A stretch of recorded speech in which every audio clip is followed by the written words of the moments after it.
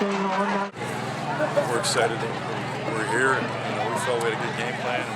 We kind of got behind early and kind of steamrolled from there. And we knew that if we didn't do the right things, that could happen. So it did. But our kids accepted it pretty well, as well as you could. I think we came in the locker room, no one had their heads down. They wanted to come out. They knew we had 2 quarters left. It was pride, and there's a lot of seniors on this team that want to finish it out the right way. So I give them credit for that. Similarly, seemed to have a good game plan the first half, both offensively and defensively. You talk about this play. Similarly? Yeah, it's a tough pack. They're so potent because they can run similarly and then they can split you out and throw the ball over the shoulder as you saw. And they did that. But I think when he's running the ball like he did against us, they're a tough team to beat. And he's a great defensive end too. I don't want to take anything away from him on the defensive side. And he causes problems. That's some good players too. And hats off to him. He played a great game. I thought we had a good chance to do some real damage in the area, but I didn't expect anything like this. It's been a joyous ride that hopefully will continue past next week. Jump in, Todd. Oh, you went from 20-0 to 40-0 in like 3 seconds, a couple onside kicks. Could you tell how much they were deflated by all that? It's a big difference, especially like in their pass coverages. If we get a couple quick scores and they start getting down, everybody starts running a little bit slower. I mean, like I hate to do the onside. I shouldn't say onside kicks, but the squib kicks. And I don't know. I just wish it would have been a little bit closer game, but it was a lot of fun to play today.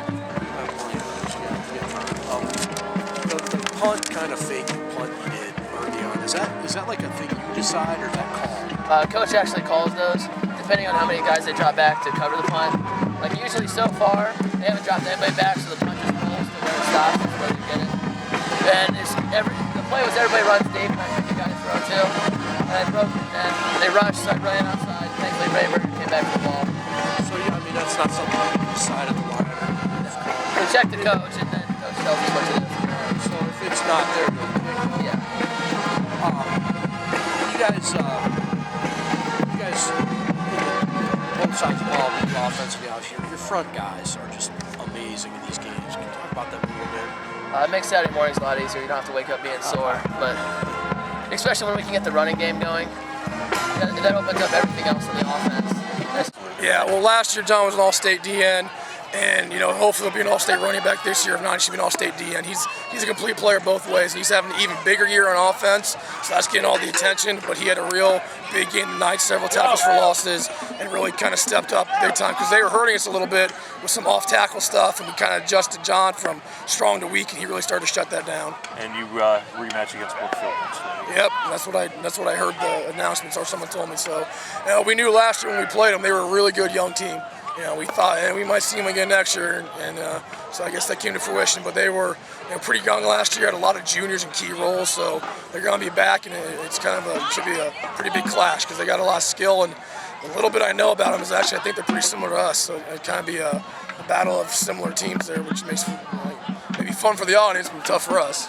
Well, I mean, anytime you play a fast team is a concern, and we're blessed to have speed too, so it's not like we're afraid of speed, but we knew that they had great speed and we had to contain it, and we all about taking away the big play, and we did that. Their one drive they actually did kind of march on the field and drive on us, get a couple big third down conversions, so their speed was dangerous as far as big home run plays, and we did a great job controlling that.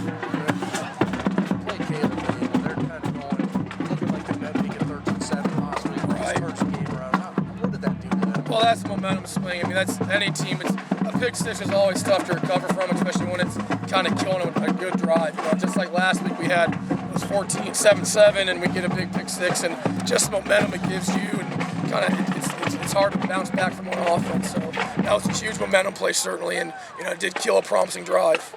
Yeah, see you next week. So well done. Congratulations. I think they stopped you your first drive, and then you scored 6 straight touchdowns. I mean, how do you guys keep it rolling like that? Well, I mean, we get a lot of my offensive coordinator, Julie Chance, and Vinny Sett do a great job, and we come out doing things we think will work, but sometimes they do a tweak from film or whatever, and we have to make adjustments, and sometimes it takes a drive or two, and they did a great job. We made a couple quick adjustments, some play calling adjustments, some routes adjustments, all that type of stuff, and then we got it rolling. that's kind of our style. We like to be balanced. We like to be versatile. And then once we see what they're doing, we try to adjust to take advantage of it. Then they adjust, we'll adjust again. That's why we preach so much about being a balanced attack. And the first drive they were doing some things that maybe took away what we thought we'd have, but we started calling some things a little bit differently, and things started rolling. Joe passed Wallace's yardage record and then 2 Orville greats. He's now the single season area passing yardage. Well, that just, again, a lot of it. Joe's worked his butt off. He worked his butt off last year as a backup to get better, to prepare for this year. He worked his butt off all summer, knowing he'd probably be the man.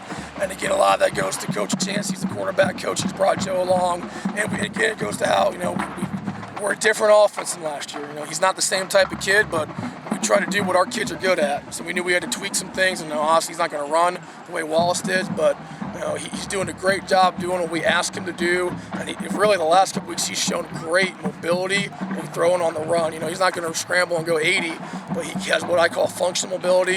He can get 3, 4, 5 yards once in a while, but more importantly, keep a play alive. And he's done a great job of that, and his decision making's been, I don't know about flawless, but pretty close to it for a first-year starting quarterback. Like, one more question, and I'll let you go. How about the defense?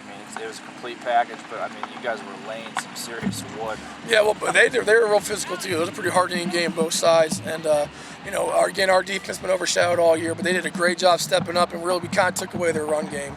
They're a run-first team and kind of pass to keep you honest, and we really shut down their running game pretty well, and that forced them to pass more than they're comfortable doing, especially when you kind of get up a couple scores and teams feel the need to, kind of keep up in the track meet or whatever. So great job by the defense shutting down the run game and controlling the passing game as well. And again, they get overshadowed by John and Joe and Brady Berger setting all kinds of receiving and rushing and passing records, but our defense is pretty darn good too.